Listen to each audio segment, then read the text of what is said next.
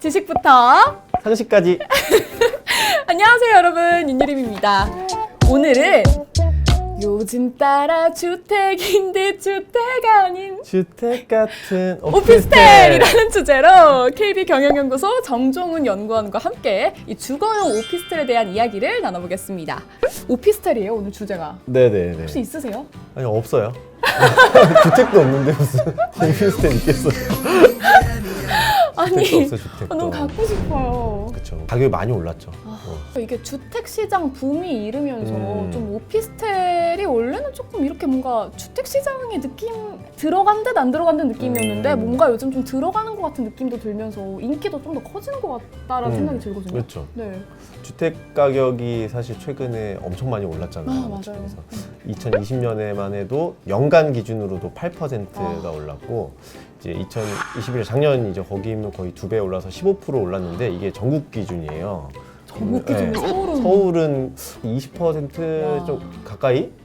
작년에 사실 수도권이 더 많이 올랐고 인천 이런 데는 지수로만 30% 올랐으니까 전체적으로 일단 주택 가격이 엄청나게 올라가면서 주택시장은 한정돼 있으니까 이제 좀 비슷한 게 뭐가 있나 하는 게 이제 보통 준주택이라고 하는데 그쪽으로 수요가 좀 많이 갔거든요. 준주택이면은 뭐 대표적인 게 이제 오피스텔로 볼 수 있는데 주택의 대안으로 이렇게 많이 생각하고 있으신 것 같아요 요즘에는. 뭔가 오피스텔 하면 몇 호 해가지고 뭔가 사무실 같은 느낌이었던 게 되게 강했는데 요즘은 네네. 되게 그걸 주거용으로 주택으로서 많이 좀 사용한다라는 느낌이 들어요. 이게 사실 오피스텔의 이제 어원 그러니까 약간 용어 의미 자체가 이제 오피스 플러스 호텔인 거죠. 몰랐어요. 그거 모르셨어요? 몰랐어요. 이게 그러니까 뭐 합성어예요, 합성어. 기존에 오피스라는 사무실의 기능이랑 이제 호텔이라는 이제 주거 기능이 합쳐진 건축물이라고 이제 의미가 되고 그게 이제 1980년도 정도에 이제 어쨌든 처음 제도와 도입이 되면서 최초에는 이게 앞에 이제 오피스라는 이름이 먼저 있잖아요. 이제 호텔이라는 게 뒤로 빠져 있는 거 보면은 오피스가 주였어요. 그래서 사무실로 이제 옆에 붙어서 많이 사용하고 여기 여의도 백화점도 보면은 올라가면은 아직 그렇게 많이 사용하잖아요. 많아요. 그러니까 봤어요. 이제 어느 순간부터 이제 뭐 다 아시겠지만 이제 1, 2인 가구도 늘어나고 맞아요. 이제 점점 소형 주택에 대한 이제 수요가 증가하면서 요 이제 오피스텔을 이제 하나의 이제 주택으로 쓰면서 아파텔이라고 들어보셨죠? 아니요. 안 들어보셨어요? 이렇게 안 들어보신 용어들이 많지? 많이 쓰는 용어인데? 지으신 거 아니에요? 아니. 제가 진짜 모르나 봐요. 이거는 검색하면 다 나중에 한번 검색해봐요. 아파텔이라고 홍보를 많이 하더라고. 그래서 그렇게 하면서 주거 기능이 많이 강조됐어요. 그러면은 이게 뭐 갑자기 주거 기능이 강조된 이유? 아니면 시기 뭐 이런 게 있을까요? 이게 오피스텔이 처음에는 이제 상업용으로 분류되다가 법에서 이제 정확하게 준주택이라고 분류가 된 게 이제 2010년이에요. 이제 그렇게 되면서 그 오피스텔을 지을 때 규제들이 있는데 규제가 그때부터 많이 완화됐어요. 어떻게 완화됐어요? 그 대표적으로 볼 수 있는 게 그 2010년 전까지는 70%를 업무 기능으로 무조건 사용했어요. 그러니까 전용 면적 중에 70% 이상을 주택으로 사용을 하면 안 되고 사무실로 사용을 해야 되기 때문에 어쨌든 주거 기능이 그전에는 많이 제약이 됐고 그러네요. 두 번째는 욕조를 설치를 할 수가 없어요. 뭐 사실 요즘에 대부분 이제 욕조 많이 안 쓰긴 하지만 욕조를 설치를 못하고 이제 화장실도 1.5평까지만 사용. 그리고 이제 가장 중요한 게 지금 오늘 뭐 따뜻하게 입고 오셨는데 너무 더워요 지금. 바닥 난방을 이제 한 전용 면적 60 그러니까 뭐 한 20평대 이상은 바닥 난방을 설치를 못하게 했어 오피스에. 2010년도 이후에 그런 것들이 많이 완화됐죠. 바닥 난방을 설치할 수 있는 그 기준도 전용 85까지 이제 올리면서 갑자기 급격하게 주거용으로 충분히 사용할 수 있는 환경이 되겠다 싶어서 많이 이제 늘어나게 된 거죠. 주거 공간으로서의 의미가. 그러면은 2010년 그 규제 완화 이후에 이제 주거용 오피스텔이 이제 본격적으로 좀 자리를 잡기 시작한 거잖아요. 네네네. 그럼 오피스텔 시장의 동향은 어떻게 될까요? 간략하게 좀 정리해 주세요. 그러니까 2010년에도 이제 많이 이렇게 증가하기 시작한 게 앞서 말씀드렸듯이 건축 규제의 영향을 많이 받았어요, 오피스텔. 네. 그래서 그 전에도 사실 살펴보면은 1980년대 이게 제도화가 된 다음에 권장을 하려고 1990년대까지 먼저 한번 완화가 됐어요. 그래서 그때도 많이 늘어났거든요. 90년도 후반에 그 저희 IMF 터졌잖아요. 네. 그러면서 그 이후에 줄어들었던 경기가 회복되면서 오피스텔의 규제 완화까지 겹치면서 급격하게 늘어났어요. 네, 그래서 2000년도에 전국의 공급량이 한 10,000호 정도 됐는데 뭐 불과 3, 4년 만에 연간으로 거의 한 9만 호까지 급증을 하게 됐죠. 저 때 제가 어렸었거든요. 2000 근데 한창 맨날 오피스텔 그 뿌리고 광고- 다녔어요? 아니 제가 뿌린 건 아니고 지나가면 항상 주시는 분들이. 그때도 이제 네. 사실 약간 호황이었죠, 그쪽에서도. 네. 그렇다가 이제 사실 또 2008년에 글로벌 금융위기 맞아요. 터졌잖아요. 또 그러면서 있죠. 사실 네. 전체적으로 위축되면서 이번에는 사실 10,000호도 안 됐어. 2009년, 10년에 가서는 연간 뭐 7,000호 정도 공급됐으면은 뭐 그 전에 비해서는 거의 공급이 안 됐다고 봐야죠. 네.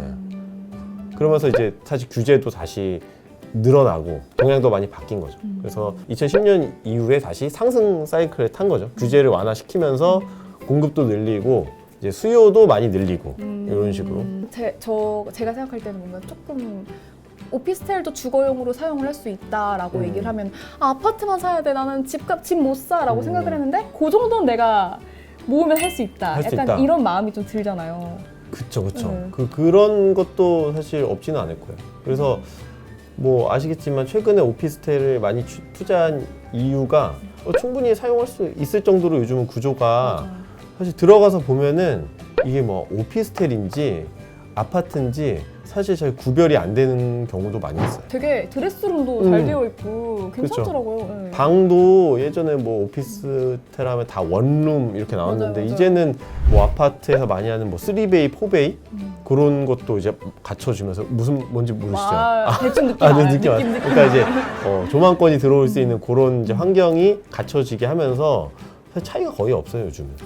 거기서 이제 좀 불을 부었던 거는 요즘에 사실 청약이나 이런 게 주택은 사실 너무 어렵잖아요. 맞아요. 규제가 주택에 많은데 오피스텔은 상대적으로 그런 게 없다는 거죠. 그러니까 뭐 청약 통장이 일단 없어도 지원이 되고 그 다음에 뭐 가점 없이 그냥 100% 추첨되니까 그냥 운이 약간 좋으면은 당첨될 수 있고 그리고 뭐 꼭 거주 안 해도 되고 전매 제한이라고 해서 이제 뭐 언제 팔아도 되니까 실거주자도 관심을 갖고 특히 투자자들은 그런 거에 더 영향이 있잖아요. 그쵸. 내가 뭐 빨리 팔고 해야 되니까 그러면서 맞아요. 투자자도 몰리면서 사실 이제 오피스텔 시장이 최근 몇 년간 좀 호황을 누린 거죠.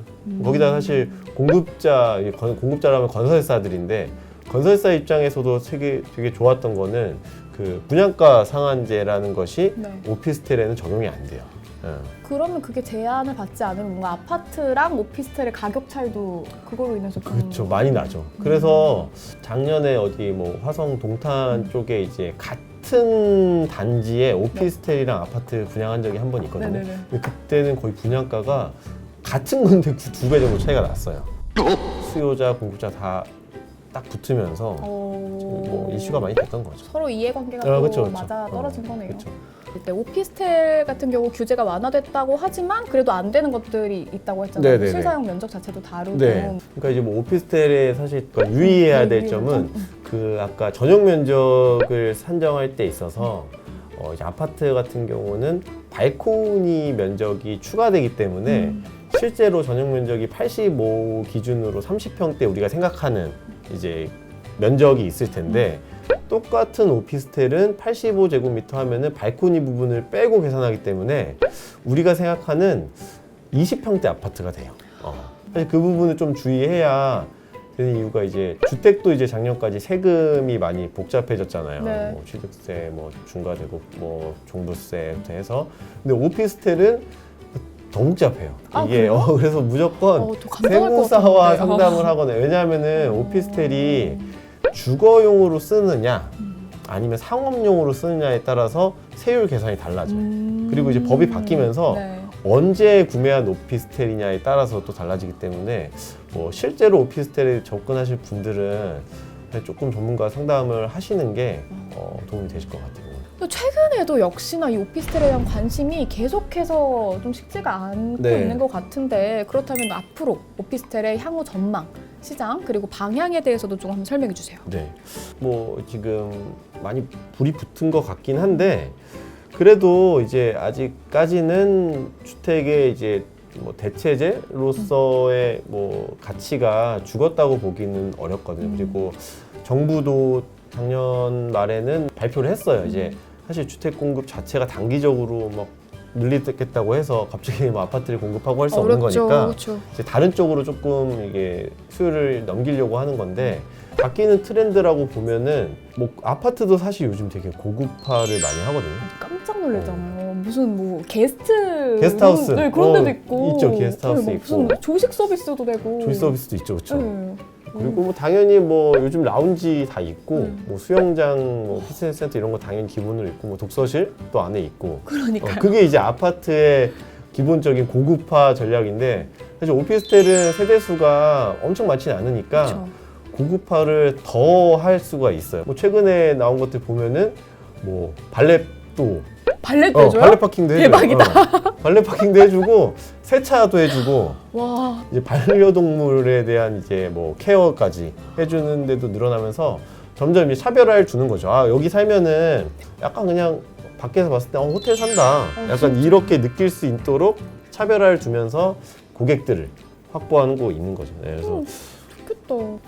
관리비가 엄청 비쌀 것 같은데. 돈이 있으면은 하는 네. 거고 이제 뭐 전망이라고 하기는 사실 조금 이게 약간 너무 거창하지만 그 동안의 이런 수치나 지수를 보면은 이제 오피스텔의 가격 자체는 이제 우리가 보이는 주택 가격에 되게 약간 후행하는 성격, 그러니까 주택 가격이 오르고 나서 오피스텔도 약간 따라 오르고 네. 약간 뭐 갭매우기 식으로 이제 따라 오르기 때문에 주택 시장이 잘 간다고 하면은 오피스텔도 사실 어느 정도 갈 것 같고 왜냐면 정부에서도 밀어주고 네. 하니까 뭐 그냥 관심 정도를 조금 더 가지면 될 것 같고 그래서 옛날에는 이 오피스텔 정보를 얻기가 되게 어려웠어요. 이제 뭐 그냥 전문 뭐 분양사 따라다녀야 되고 했는데 요즘은 뭐 오피스텔 정보 사실 보기가 쉽거든요. 뭐 어떻게 해요? 한국부동산원의 청약홈이라는 사이트가 있어요. 그게 원래는 주택들 분양하는 거 모아놓은 홈페이지인데 거기 오피스텔도 있어요. 진짜요? 네, 그래서 정부에서 제공을 그냥 공적으로 해주는 그런 분양 제공하는 사이트도 있고 뭐 여기 KB도 보면은 뭐 리본이나 이런 데 보면은 요즘에는 오피스텔 정보가 무조건 따라다녀서 어디서나 쉽게 이제 좀뭐 정보를 볼 수 있으니까 이제 뭐 주택만 고민하지 말고 오피스텔도 관심을 가질 필요는 있는 수준까지는 왔다고 생각을 하고 있습니다. 네, 오늘 이렇게 해서 주거용 오피스텔에 대한 주제로 한번 이야기를 나눠봤어요. 네. 향후에 이 오피스텔이 진짜 주택의 이 대체제로서 주택 시장에 어떻게 영향을 미칠지 조금 더 한 번 더 생각해보고 예의주시해야 될 것 같다라는 생각이 들었습니다. 아, 네. 이렇게 말씀을 잘하시고 이렇게 훈남이신데 자주 좀 나오세요. 네? 또 당황하셨어. 당황했네. 할 말이 없네. 왜냐면 자주 나오려면은 이 자주 써야 되잖아요. 그냥 자주 나오세요. 자주. 알겠습니다. 저희 그럼 여기서 이만 네. 지식 비타민은 마무리해 보도록 하겠습니다. 같이 인사하면서 마무리할게요. 네. 네, 여러분 시청해 주셔서 감사합니다. 감사합니다.